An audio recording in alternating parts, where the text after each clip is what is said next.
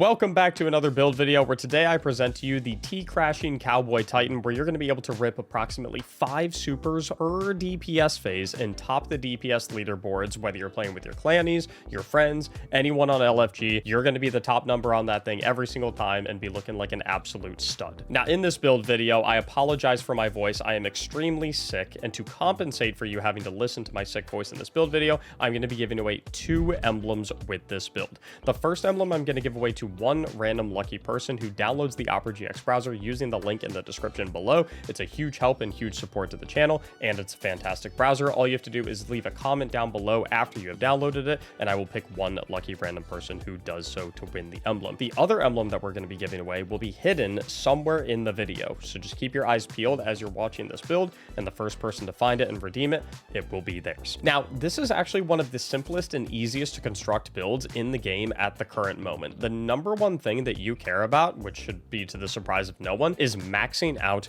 your super stat, getting it as close to or at 200 as possible. Considering that you're ripping 5 to 6 supers per DPS phase, getting all of that bonus super damage from the 200 super stat is going to be super important. Now, if you don't have the armor to be able to accomplish 200 super stat yet, don't worry. I'm going to show you a way where you can actually get to 200 super stat, even if you have bad stat roll armor at the current moment, since we are very early on into the Edge of Fate expansion. But before I do that, I first want to walk you through the exotic armor, the exotic weapons, and the subclass for this setup. Now, to the surprise of most likely no one, the exotic armor that we're going with for this build is the Couriers of the Falling Star, primarily for the greatly increased Thunder Crash damage that this exotic armor piece gives us. Specifically, if we go to the Destiny Data Compendium, we see that it actually increases our Thunder Crash's damage by 55%. It also has an ancillary benefit where on melee kill while amplified, we get a little bit of bonus super energy depending on the tier of the enemy that we get a final melee blow on. We don't really care about it that much for this purpose. We really care about it more so for the bonus super damage, although it is a nice added extra benefit, especially considering one of the aspects that we're going to be incorporating with this build. But before we talk about our subclass setup, I first want to tell you about your 2 options for exotic weapons for this build. The first exotic weapon choice that you have for this build is one of my personal favorites from last episode,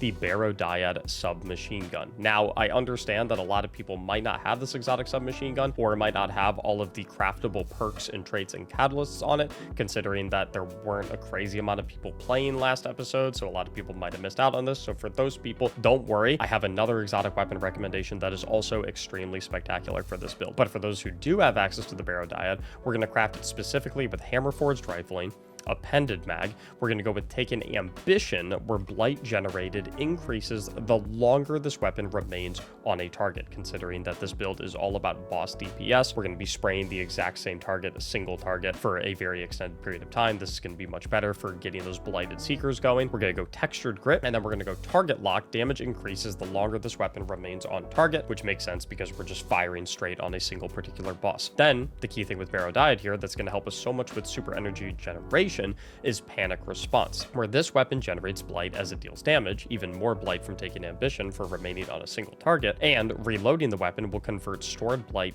into blighted seekers. Thanks to today's sponsor, G2A.com, a marketplace for digital goods where you can safely save some money while shopping for your favorite games. G2A.com offers a fast and user-friendly experience with transactions securely optimized for speed and simplicity, with a security-first approach using tech such as Sentinel-1, Qualys, and SonarQube. But the main way to always ensure buyer protection is through seller verification, where G2A.com puts all sellers through a detailed business verification process, including about 50 required fields and document uploads to ensure users buy only from fully verified, registered digital sellers. Because at the end of the day, buyer security and safety while purchasing your favorite games is what G2A.com is all about. So go ahead and open the Gate to Adventure using the link in the description below to start expanding your game library on a budget. Thanks G2A.com. Now let's get back to the video. Now, with simply a high super stat and this perk setup on Barodiad, you're going to be getting a super without any help from anything else, nor no orbs of power from any teammates or anything like that. No No extra benefits, completely solo, just your loadout, nothing special. You're going to be getting a super approximately every 35 to 40 seconds with this setup. As you can see in the lower left with my super meter, this is strictly 100 super stat and the Barrow Dyad setup that we currently have. Basic gist is that you're just spraying the exact same target to get your panic response meter up all the way full, reloading it so that you get the 6 missiles, launching the 6 missiles, which will juice your super energy pretty significantly, and just like that, you've got a super ready to go every single 40 seconds. And again, that's without any help from anyone else. That's no orbs from anyone else's supers. That's no radiant buff. That's no well of radiance. That's no nothing. No help from anything else. You solo as an individual, 40 seconds on a target, super all the way back. But like I said, the thing with Barrow Dyad is that I understand a lot of people are probably not going to have Barrow Dyad or all of the craftable perks and catalysts on it. And if you fall into that category, this build also works perfectly great with Outbreak Perfected with rewind rounds. So similar to Barrow Dyad, getting your super very, very quickly, you'll notice Outbreak Perfected with rewind rounds also does exceptionally well getting you your super very fast, primarily because you pretty much never have to reload the weapon because of rewind rounds, and because it's an exotic primary weapon, you're just going to get more super energy against dealing damage against targets, especially if it's precision damage.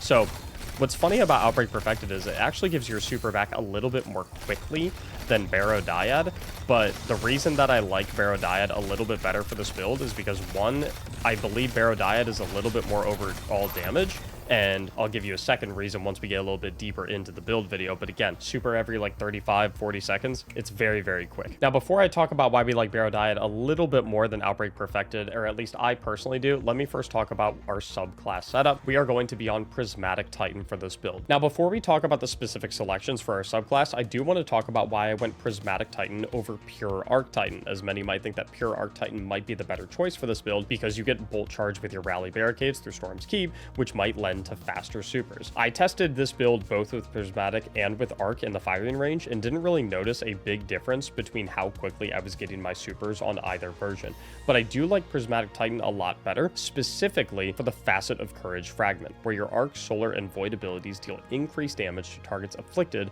with darkness debuffs. This is specifically going to be about a 10% DPS bonus, which is a really big deal when you're considering that you're ripping off 5 Arc Thunder Crashes. So if you're doing it against a target that is strand debuffed with something like Frenzied Blade, where you just melee something once and you sever them, or you have the Facet of Solitude, where landing rapid precision hits emits a severing blast from the target, then it basically means that all of your Thunder Crashes are buffed by 10%, which outweighs the damage that Bolt Charge and Storm's Keep and Pure Arc Titan could ever give you. On top of that, I just feel like Prismatic plays towards this build overall a lot better with fragments like the Facet of Purpose, where picking up an Orb of Power will grant us Bolt Charge because we are using Thunder Crash. So in a DPS phase where you're probably going to have Hunters popping Golden Guns and Warlocks popping Wells, you're going to be picking up Orbs anyway, and you're going to be getting Bolt Charge anyway, even though you're on Prismatic, because of Orb of Power pickup through the Facet of Purpose, and then that Bolt Charge is going to be expended when you Thunder Crash. You also have things like the Facet of Protection, although admittedly you have the Spark of Resistance on Arc as well, which does the exact same thing, but the extra damage resistance is nice. Another thing I really like about Prismatic Titan is the Facet of Hope, where while you have an elemental buff, your class ability regenerates a little bit more quickly. We'll talk about why, in my opinion, this is really nice for this build once we get to the armor mod section of this build setup. Another thing I want to talk about, though, is why I'm not incorporating the Facet of Dawn into this setup, because you might think for a boss DPS build,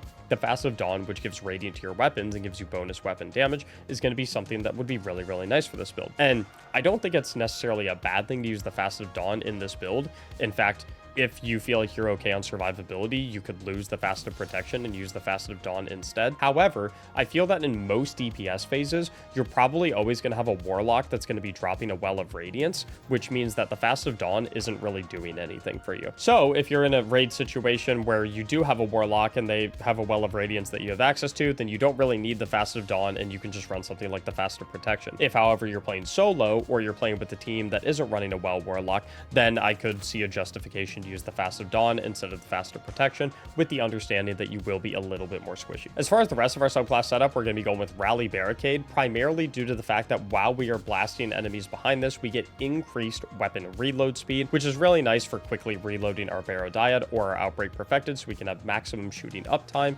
and therefore maximum super regeneration. For the melee ability, you can honestly go whatever you want if you would like. There's not necessarily an objectively correct answer with this build. However, I like Frenzied Blade the most, one, because it's an easy way to sever targets and get that darkness debuff out, so I have another way to proc my Facet of Courage, and because it has 3 charges, so it just gives me way more uptime on my melee ability and my ability to sever things, as opposed to all the other melee abilities which only have 1 charge. For the grenade, similarly, not an objectively correct choice. You can go any of these grenades if you would like. I like the pulse grenade at base capabilities the most, although if you're doing something where you could appreciate a little bit of crowd control, I can totally see the use case for shackle grenade, especially if you're dealing with unstoppable champions. I can totally see the use case for suppressor grenade if you're dealing with overload champions. It is completely up to you what grenade you want to run. As far as our aspects go, I really love running knockout with this build because it lends us a significant amount of survivability as we make our way up to DPS phase, where critically wounding a target or breaking their shield is going to increase our melee range and damage, and then defeating targets with melee is going to make us amplified, which everyone knows how I feel about amplified. If you watch any of the builds on the channel, in my opinion, it is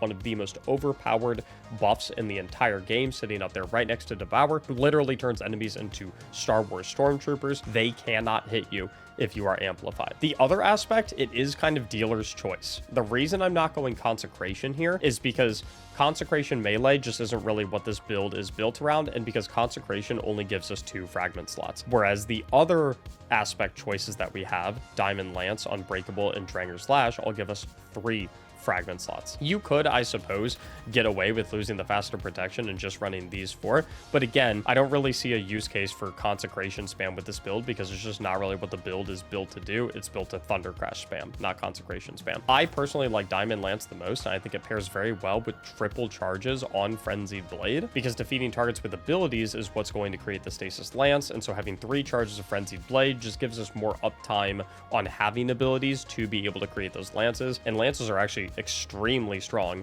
for crowd control. Another really nice synergy with Diamond Lance and Knockout right there is if you get Knockout just from hitting something, it will make a Diamond Lance just from your regular punch, because while you have Knockout active, technically every melee is a powered melee ability. So in my opinion, Diamond Lance top pick. However, if you do want to run Unbreakable or Dranger's Lash, you could, and the build would still work very, very well. Now, as far as armor mods go, if you are unable to achieve 200 super stats strictly through your stat distributions on your armor itself, on the helmet, you can invest in super font mods, where if you have 3 super font mods in your helmet, that will give you 50 bonus super stat anytime that you are armor charged. If you are able to get 200 super stat and you don't have the need to fill up all 3 of your helmet slots with the super font mod, you could instead then swap one of them for a dynamo mod, so that anytime you cast your class ability, your Rally Barricade, which is why we like having the Facet of Hope for higher class ability uptime, then you can cast it more often for Dynamo, where you reduce your super cooldown when you use your class ability near targets. And then if you really have solid super stat through your armor and you can afford to lose 2 super font mods, you could replace the other one with a Strand Siphon so that you generate orbs of power with multi-kills with your Barrow Dyad, or a Kinetic Siphon if you're using Outbreak Perfected with this build instead of Barrow Dyad. Down on the gloves, we're going to go with a Strand Loader or a Kinetic Loader, depending on which weapon you are using to fuel your supers, in conjunction with a Heavy-Handed mod so that your powered melee final blows create orbs of power. This includes powered melees, where we're just doing our regular melee under the influence of Knockout, where if I come back out here, as you'll see, if I go ahead and dump all my melee charges real quick, if you look in the bottom left right now, I have Knockout. Boom, I generate an orb of power. That's from heavy-handed because I am under the influence of Knockout. Same logic that creates a Diamond Lance through the Knockout Punch is what generates an orb of power through heavy-handed. Down on the chest piece, it's just going to be resistances, concussive dampener, the usual. Down on the boots, we're actually going to go a triple strand weapon surge or a triple kinetic weapon surge, depending on which weapon you're using. This is going to give us a 22% damage buff to our primary ammo weapon, to our Barrow Dyad or our Outbreak Perfected when we're armor charged, which is going to be always, because in a DPS phase, everyone is using supers, everyone's plopping wells. We're going to be armor charged to take advantage of our super fonts, and we're going to be armor charged to take advantage of our strand weapon surges. Now, down on the class item, we're going to go a Reaper mod, so that when we cast our class ability, we make an orb of power on our next weapon final blow. We're going to go time dilation, so that all of our armor charges last for 15 seconds instead of 10 seconds, so we get more time with our weapon surges and our font mods. And then finally, we'll have a bomber in the final slot. Now, if you have a tier 4 or tier 5 class item, you'll have 11 energy instead of 10 energy, which means you will actually be able to sub out the bomber mod for a powerful attraction mod, which is really nice because then it means every time you cast your class ability, which you'll have up a lot through the Facet of Hope, if you have a dynamo mod on up here, because maybe you have enough super stat on your armor that you don't need all the super font mods, not only are you getting bonus super energy when you cast your class ability through dynamo, but you're also going to be scooping up all the orbs through powerful attraction. Again, this is not a requirement, this is not necessary, but if you do have a tier 4 or tier 5 piece of legendary armor, a legendary class item, and you are afforded that 11 energy, then you'll be able to fit the powerful attraction. Highly recommend you go with that instead of the bomber mod. Now with this setup, you are going to be ripping tons of supers and you're going to be topping the DPS charts no matter who you're playing with every single time. So if you want to walk away from this build video right now with this setup, then you are good to go. But if you want to take your gameplay and your damage to the next level, then you can actually start to incorporate one loadout swap with this build. And that loadout swap is actually going to incorporate the Peacekeeper's exotic, which is the main reason that I like using Barrow Dyad with this build as opposed to Outbreak Perfected, because Peacekeepers says while wielding a submachine gun, handling airborne effectiveness and movement are all improved, and damage against combatants will increase the longer you remain on target. Specifically, this is actually going to double our SMG damage against targets, which overall is going to increase our damage significantly. So the idea is when you're doing damage, you're going to have your Peacekeepers loadout on with a very high super stat, because we want to make sure that we have a minimum of 100 super stat to ensure that we are still getting maximum regeneration on our supers through our primary ammo weapon damage. You'll blast the boss until you get your super up, and then you'll hit a quick weapon swap to your Thunder Crash, creates the Falling Star loadout, pop your Thunder Crash, and then while you're Thunder Crashing in, you'll loadout swap back to your Peacekeeper's loadout. Now this Peacekeeper's loadout and this creates the Falling Star loadout, as you can see with me hovering over them, are effectively identical. Both of them have super mods on the helmet. Both of them have strand weapon surge mods on the boots. Both of them have a strand loader mod on the gloves and a heavy-handed mod on the gloves. Both of them have the same resistances, and both of them run Reaper, Time Dilation, and Bomber, where I would swap out the Bomber for powerful attraction instead if I had an 11 energy tier 4 or tier 5 legendary class item. So these builds are absolutely identical. The only change that you're making is you're having a version of this setup that has Grace the Falling Star in slot, and then another version that has Peacekeepers in the same slot. Like I said though, if you do not want to do loadout swaps and you only want to run one version of this build, do the Grace of the Falling Star version. I tested the damage of doing a full rotation with Peacekeepers versus the damage of doing a full rotation with Falling Star, and Falling Star out hit the Peacekeepers version by about 10,000 damage. I want to say the Falling Star did like 55,000 damage over a full rotation, and the Peacekeepers version did about 45,000 damage over a full rotation. But if you are willing to hit the loadout swaps in between, you're going to take your damage to the next level, and absolutely no one is going to be able to compete with you. Speaking of loadout swaps, if you're on controller, nice little tip that I can give you for loadout swaps is that if you come into the menu, if you hit left on the D-pad, it will automatically pull out your loadouts, and it will automatically move your cursor onto the loadout tab. So it can just make your loadout swaps significantly faster if you're on controller, as opposed to having to drag your controller cursor all the way over here to hit them. If you're on mouse and keyboard, it's not really as much of a problem because you can move a mouse cursor a lot more quickly, but big tip for the controller players right there. For your stats, like I said, we want 200 super, but after that, I would recommend that you invest in either weapons if you're able to get it significantly above 100, because then you're going to be getting extra damage for your Barrow Dyad. And if you're going with the loadout swap configuration, what you would actually do is you would only need the 200 weapon stat on your Peacekeeper setup. So you could have 100 super and 200 weapon on the Peacekeeper setup, because that's going to maximize your super energy gains. It's not going to maximize your super damage, but you don't care about that with the Peacekeeper setup because you're going to be swapping over to the Grace of the Falling Star setup when you actually use your super. So what you can do is on your Peacekeeper setup, you can go 200 weapon, 100 super, and then on your Grace of the Falling Star setup, you can go 0 weapon and 200 super, because you only care about the 200 super on Curious, you only care about the 200 weapon on Peacekeeper. You want a minimum of 100 on the Peacekeeper though, so that you get maximized super energy gains. Other than that, I would say try to get as many stat points as you can in the class stat. At the current moment, mine is very low because I've been playing my Titan a whole lot this expansion, but you definitely would like to have a decent amount of class ability regeneration, specifically because if you get Dynamo up on the helmet and you get Powerful Attraction down on the class item in conjunction with something like the Facet of Hope right here, then you'll have a bit more uptime on your class ability. You can pop it a little bit more often, get a little bit more chunk to your super, and easily scoop up all the orbs that all your teammates are making in the middle of the DPS phases, all the golden guns, all the wells, all the other supers from your teammates that are going on against the raid boss.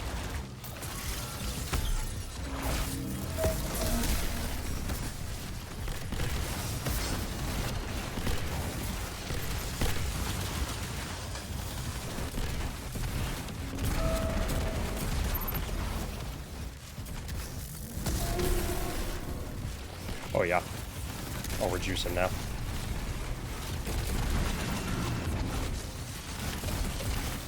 Juicing now.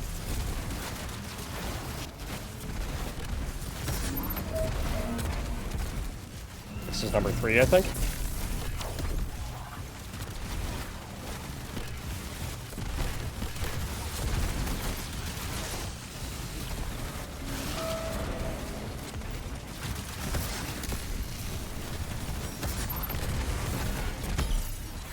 Number 4.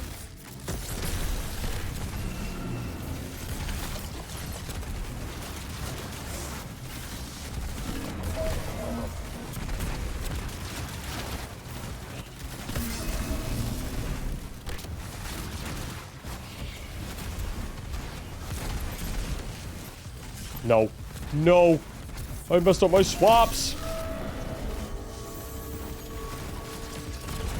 I fumbled. 5's not bad. 5's not bad.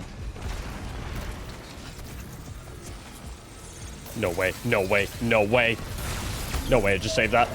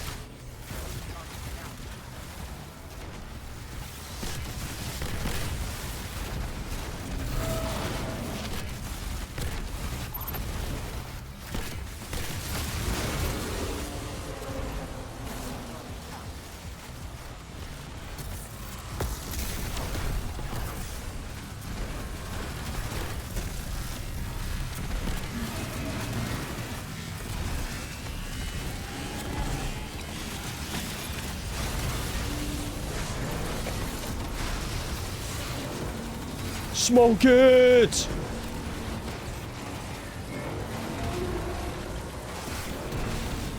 Smoke it!